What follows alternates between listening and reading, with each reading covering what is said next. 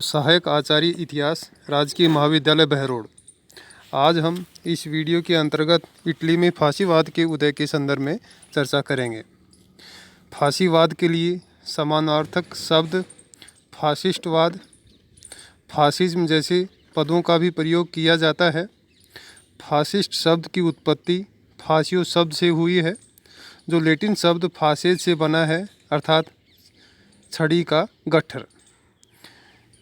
CDM कैटलबी के अनुसार प्राचीन रोम में लोहे की छड़ों के गट्ठर को सत्ता और अधिकार का प्रतीक माना जाता था। WC लैंगसम के अनुसार फरसे के चारों ओर लिपटी हुई छड़ों का गट्ठर बल और शक्ति के रूप में फासिज्म का प्रतीक चिन्ह बन गया। मुसोलिनी द्वारा गठित संगठन और शासन की विचारधारा को फासीवाद कहा जा सकता है। Benito Mussolini. मुसोलिनी का जन्म इटली के रोमागना शहर में 29 जुलाई 1883 ईस्वी को हुआ था। उसके पिता अलेक्सेंड्रो मुसोलिनी कुम्हार तथा समाजवादी विचारक थे, जबकि उसकी माता रोसा मुसोलिनी एक कैथोलिक स्कूल की अध्यापिका थी। वह अपने माता पिता की 3 संतानों में सबसे बड़ा था। मुसोलिनी सन 1901 में 18 वर्ष की आयु में एक स्कूल में अध्यापक बन गया, किंतु कुछ समय पश्चात ही सन 1902 में मुसोलिनी अपने अध्यापक की नौकरी छोड़कर स्विट्जरलैंड आ गया। वहां वह समाजवादी दल के संपर्क में आया तथा उसने सरकार विरोधी आंदोलन प्रारंभ कर दिए, जिस कारण उसे जेल में डाल दिया गया। जेल से मुक्त होते ही मुसोलिनी ने सन 1912 में समाजवादी पत्रिका अवंती का संपादन प्रारंभ कर दिया। प्रथम विश्व युद्ध में समाजवादी दल चाहता था कि इटली युद्ध में भाग नहीं ले, किंतु यह सब मुसोलिनी की इच्छा के विरुद्ध था। इसलिए मुसोलिनी समाजवादी दल को छोड़कर इटली की सेना में भर्ती हो गया और 1915 ईस्वी में युद्ध के दौरान आइसोना में अपनी वीरता का प्रदर्शन करने लगा। 1917 ईस्वी में वह बुरी तरह से घायल हो गया और उसे सेना की नौकरी है वो छोड़ दी। युद्ध की समाप्ति के पश्चात उसने इटली वासियों को निराशा से निकालने हेतु फासिस्ट कॉम्बाटिमेंटो नामक संगठन बनाया। उसने प्राचीन रोमन साम्राज्य का प्रतीक चिन्ह कुल्हाड़ी सहित लकड़ियों का गट्ठर अपने संगठन के लिए प्रतीक चिन्ह बनाया। उसने काली कुर्ती नाम का दल बनाया। ये शस्त्र धारण करते थे तथा मुसोलिनी के प्रति भक्ति रखते थे। उसने इटली के जमींदार तथा उद्योगपतियों को साम्यवादियों से संघर्ष का वचन दिया। उसके स्वयंसेवकों ने साम्यवादियों पर सशस्त्र आक्रमण करने आरंभ कर दिए। फासिस्ट दल की संख्या जो 1919 में 22,000 थी, उसमें वृद्धि होकर 1921 में 5 लाख हो गई। मई 1921 के चुनाव में फासिस्ट दल ने 35 सीटें जीती तथा नवंबर 1921 में उसने एक राजनीतिक दल को स्थापित कर लिया। इस विजय के पश्चात भी मुसोलिनी ने अपने संगठन को मजबूत बनाए रखने के कार्यक्रमों को सुचारू रूप से जारी रखा। तत्पश्चात उसने अपने दल के साथ वहां के राजा विक्टर इमैनुअल तृतीय को रोम पर आक्रमण की चुनौती दी। 27 अक्टूबर 1922 को मुसोलिनी के 30,000 स्वयंसेवकों के साथ रोम पर अधिकार के लिए प्रस्थान कर दिया। गृह युद्ध से बचने के लिए विक्टर इमैनुअल तृतीय ने 30 अक्टूबर 1922 को मुसोलिनी को प्रधानमंत्री नियुक्त कर दिया। फलस्वरूप मुसोलिनी ने इटली के समस्त पदों पर फासीवादियों को स्थापित कर दिया। उसने संपूर्ण शक्तियां अपने हाथों में ले ली, प्रेस को प्रतिबंधित कर दिया और सन 1924 ईस्वी के चुनाव में उसके दल फासिस्ट पार्टी ने पूर्ण बहुमत प्राप्त कर लिया। अब मुसोलिनी ने अपने आप को इटली का अधिनायक घोषित कर दिया। फासीवाद के उदय के कारण वर्साय की संधि से उत्पन्न निराशा। पेरिस शांति सम्मेलन में इटली को गहरी निराशा और असंतोष का सामना करना पड़ा, क्योंकि वर्साय की संधि में मित्र राष्ट्रों ने इटली को जो क्षेत्र देने का वचन दिया था, वह उसे मित्र राष्ट्रों के विश्वासघात के कारण नहीं मिले। इससे इटली की जनता में निराशा और असंतोष व्याप्त हो गया। इसका कारण जनता ने इटली में एक कमज़ोर जनतंत्र को बताया तथा इसका सर्वाधिक फायदा मुसोलिनी की फासिस्ट दल को प्राप्त हुआ। एक कारण है शिथिल अर्थव्यवस्था। प्रथम विश्व युद्ध के पश्चात मिली निराशा के फलस्वरूप इटली की आर्थिक स्थिति में गिरावट आने लगी। चारों ओर बेरोजगारी फैली, जिससे वहाँ के मजदूर व सैनिक बेरोजगार हो गए। जर्मनी ने युद्ध में उसकी फसल को नष्ट कर दिया। उस पर $12 लाख का ऋण था। इटली की मुद्रा में 70% गिरावट आ गई। महंगाई अपने चरम पर पहुंच गई। उद्योग, व्यापार, कृषि आदि को भी बहुत हानि हुई तथा आम लोगों का जीवन निर्वाह मुश्किल हो गया। इस कारण इटली की जनता में तत्कालीन सरकार के प्रति विद्रोह का जन्म हुआ। साम्यवाद से प्रभावित इटली। इटली में साम्यवाद का प्रभाव बढ़ रहा था। वहाँ की जनता के मन में वर्साई की संधि के प्रति असंतोष था। इस कारण साम्यवादी दल ने वहाँ की जनता को यह विश्वास दिलाया कि वह इटली को सशक्त बनाएगा, किंतु इसका फायदा फासिस्टवादी मुसोलिनी ने ले लिया और वहाँ की जनता मुसोलिनी के पक्ष में हो गई। दार्शनिक हीगल की विचारधारा का भी प्रभाव पड़ा। हीगल के विचारों की मान्यता थी कि वह व्यक्ति से ज़्यादा राज्य को महत्ता देता था। उसके अनुसार व्यक्ति राज्य के अनुशासन में रहकर ही अपनी सर्वश्रेष्ठता की ओर अग्रसर हो सकता है। उसने राज्य को ईश्वरीय रूप बताते हुए कहा कि उससे कभी त्रुटि नहीं हो सकती। ये सब विचारधाराएं जर्मनी में प्रसारित हो रही थी, जिसका लाभ मुसोलिनी को मिला और वहाँ की जनता ने उससे सहमति जताई। शक्तिशाली शासक की भी आवश्यकता थी। इटली की तत्कालीन स्थिति अत्यंत शोचनीय थी। वहाँ के प्रत्येक वर्ग में असंतोष व्याप्त था। जनता में अराजकता की स्थिति का निर्माण हो रहा था।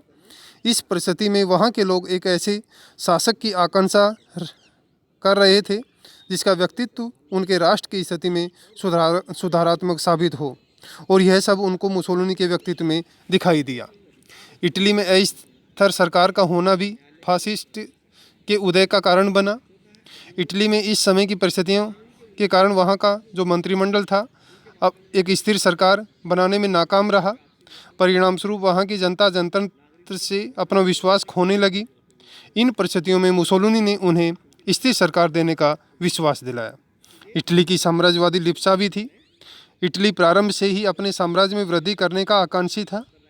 वह भूमध्य सागर में रोमन झील बनाना चाहता था।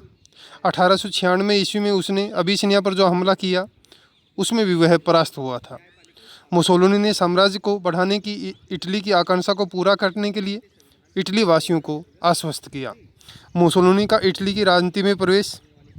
तत्कालीन परिस्थितियों में जब इटली की जनता के मन में असंतोष, आक्रोश व अराजकता व्याप्त थी, उस समय इटली की राजनीति में मुसोलिनी का प्रवेश हुआ। उसका उद्बोधन अत्यंत सम्मोहक था, जो कि लोगों को बहुत प्रभावित करता था। उसके प्रबल व्यक्तित्व से जनता आकर्षित होती थी। इस कारण जनता को मुसोलिनी में अपनी इटली को उन्नत करने की प्रत्येक संभावना स्पष्ट रूप से परिलक्षित होने लग गई थी। इटली में फासीवाद के परिणाम। अधिनायकवाद की स्थापना। मुसोलिनी ने सत्ता में आते ही यह घोषणा कर दी थी कि हम अनंत शांति की मूर्खता को अस्वीकार करते हैं। हमें सदैव शक्ति संपन्न होना चाहिए। और इसके पश्चात 1926 में उसने स्पष्ट कह दिया कि हम भूमि के भूखे हैं, क्योंकि हमारी जनसंख्या में वृद्धि हो रही है। हम ऐसा चाहते भी हैं। शक्ति व अधिनायकवादी भावनाओं के द्वारा मुसोलिनी ने राष्ट्र संघ को बहुत कमज़ोर बना दिया। फलस्वरूप वैश्विक माहौल तनावग्रस्त होने लगा। साम्यवाद विरोधी आंदोलन में तेजी। मुसोलिनी ने इटली में साम्यवाद के बढ़ते हुए प्रभाव का लाभ उठाकर ही जीत अर्जित की थी, और इसके बाद वह रूस व साम्यवाद का विरोधी हो गया।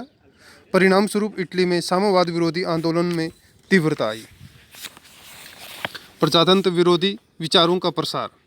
इटली में मुसोलिनी के सत्ता में आते ही उसने इटली का विकास करने के लिए कठोर कदम उठाए, जिससे लोगों का प्रजातंत्र से बिल्कुल विश्वास उठ गया और पड़ोसी राष्ट्रों के भी अधिनायकवाद के पक्ष में विचार प्रबल होने लगे। परिणाम स्वरूप स्पेन व जर्मनी में भी अधिनायकवाद की स्थापना हो गई। तुष्टीकरण की नीति। मुसोलिनी के बढ़ते हुए प्रभाव से यूरोप के अधिकांश राष्ट्रों में भय का वातावरण परिलक्षित होने लगा और पूंजीवादी राष्ट्रों ने इटली के प्रति तुष्टीकरण की नीति अपनाई। शक्तिशाली सेना का गठन। इटली की जनता में पेरिस शांति सम्मेलन के विरुद्ध असंतोष था, क्योंकि इस सम्मेलन ने उसको वैश्विक जगत में अपमानित किया था। इस कारण मुसोलिनी का अब सबसे प्रमुख उद्देश्य यह था कि वह पुनः वैश्विक जगत में इटली की प्रतिष्ठा को स्थापित करे। इस कारण 1937 में उसने अपने उद्बोधन में घोषित कर दिया कि फासीवादी इटली का प्रमुख कर्तव्य अपनी समस्त थल, जल और वायु सेनाओं को हर समय तैयार रहने की स्थिति में अवस्थित करना है। हमें इतना तत्पर रहना होगा कि हम 5 लाख व्यक्तियों को एक क्षण में पुनः शस्त्र सज्जित कर सकें। तभी हमारे अधिकारों और हमारी मांगों को मान्यता प्राप्त होगी। इस घोषणा से स्पष्ट हो गया कि इटली अपने साम्राज्य का विस्तार करना चाहता है। अन्य राष्ट्रों के प्रति कूटनीति।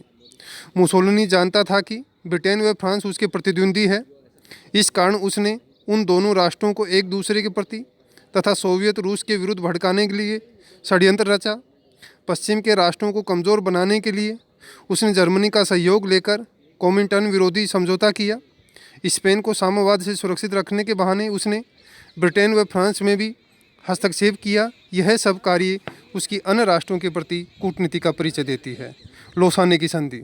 यह संधि यूनान व इटली के मध्य 1923 में हुई, जिसमें उसने पेरिस शांति सम्मेलन में यूनान को दिए हुए अपने क्षेत्र पुनः प्राप्त कर लिए। इटली व फ्रांस में मतभेद। प्रथम महायुद्ध में इटली ने विजेता राष्ट्रों में अपना स्थान ग्रहण किया था, किंतु फ्रांस, ब्रिटेन, अमेरिका के विरोध के कारण उसे अपमान का सामना करना पड़ा। उसे उसके अपेक्षित क्षेत्र प्राप्त नहीं किए गए। वह लूट का भी पर्याप्त हिस्सा प्रदान नहीं किया गया। इस कारण फ्रांस व इटली में पहले से ही मतभेद थे। मुसोलिनी के सत्ता में आ जाने के बाद उसने भूमध्य सागर में फ्रांस के प्रभुत्व को चुनौती दी। उसने फ्रांस के अधिकृत कोर्सिका, सेवाय, नीस पर भी अपना दावा प्रस्तुत किया। भूमध्य सागरीय प्रदेश में एक इटालियन नौसैनिक अड्डे की स्थापना को लेकर भी विरोधी भाव उत्पन्न हुए। इस कारण उन दोनों राष्ट्रों के बीच मतभेद और भी गहरे हो गए। लैंगसन के शब्दों में युद्धोत्तर प्रारंभिक वर्षों में इटली के सबसे अधिक खतरनाक वैदेशिक संबंध फ्रांस के साथ रहे। इटली का अबिसिनिया पर आक्रमण। मुसोलिनी अपने साम्राज्य का विस्तार करना चाहता था। वह जानता था कि यह कार्य युद्ध व आक्रमण के द्वारा ही पूरा किया जा सकता है। उसने इटली की जनता के मन में भी इस वृत्ति का विकास कर दिया। सन 1935 ईस्वी तक अफ्रीका में एबिसिनिया, मिस्र, लाइबेरिया और दक्षिण अफ्रीका को छोड़कर पूरा महाद्वीप यूरोपीय शक्तियों के साम्राज्य का अंग था। इनमें इटली अबिसिनिया को भी प्राप्त करना चाहता था, क्योंकि वह 1896 में हुई एडोवा में हुई हार का प्रतिशोध लेना चाहता था। इसलिए उसने 3 अक्टूबर 1935 को अबिसिनिया पर आक्रमण कर उसे अधिकृत कर लिया। जर्मनी व इटली के बीच समझौता। हिटलर ने इटली के साथ एक सैनिक समझौता, जिसे एंटी कोमिंटर्न पैक्ट करने की इच्छा मुसोलिनी के समक्ष प्रकट की थी, किंतु मुसोलिनी इसके लिए राजी नहीं था। परिस्थितिवश कुछ समय पश्चात उसने इसके लिए हामी भर दी, क्योंकि इटली व फ्रांस के बीच मतभेद बढ़ता जा रहा था। इटली में फ्रांस में सेकोर्मिया और टूनिशिया के अपने क्षेत्र वापस लेने की मांग की जा रही थी। इसलिए उसने जर्मनी के साथ 22 मई 1939 को एक सैनिक समझौता किया, जो फौलादी समझौता कहलाया। इस समझौते में निम्न बातें तय की गई: पारस्परिक विचार विमर्श, सामान्य हितों की रक्षा, पारस्परिक राजनीतिक व कूटनीतिक समर्थन, सैनिक तथा आर्थिक क्षेत्र में सहयोग, एक पक्ष के किसी अन्य देश में युद्ध के अनुरूप कठिनाइयों में फंसने पर पारस्परिक सहयोग किया जाएगा। इस समझौते से मुसोलिनी को जर्मनी की विशाल सैन्य शक्ति का भी भरोसा मिल गया, क्योंकि वह जर्मनी से सैन्य बल में कमज़ोर था। इस प्रकार विश्व है फासीवाद के उदय से द्वितीय विश्व युद्ध की ओर अग्रसर हुआ।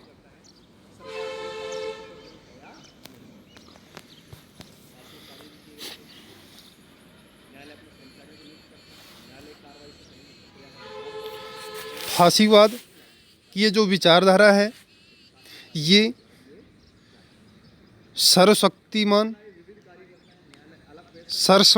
व्यक्ति में विश्वास करती है, और इस विचारधारा के कारण मुसोलिनी ने जिस प्रकार इटली में अपनी सत्ता स्थापित की थी, वह अपनी सत्ता को कायम रखना चाहता था, और इस सत्ता के बल पर उसने इटली के साम्राज्य विस्तार की ओर कदम उठाए।